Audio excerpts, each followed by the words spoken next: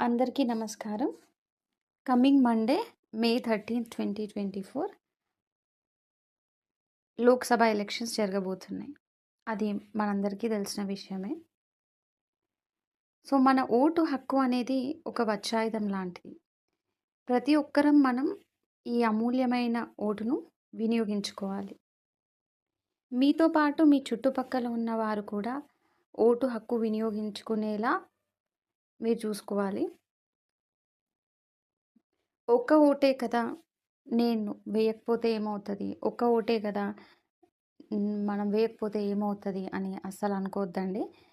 ఆ ఒక్క ఓటు వల్ల మన హిస్టరీలో, మన ఇండియన్ హిస్టరీలో చాలామంది లీడర్స్ దిగిపోయారు. మన ఫేవరెట్ లీడర్స్ దిగిపోయారు. You can make a difference with a single vote of yours. So, please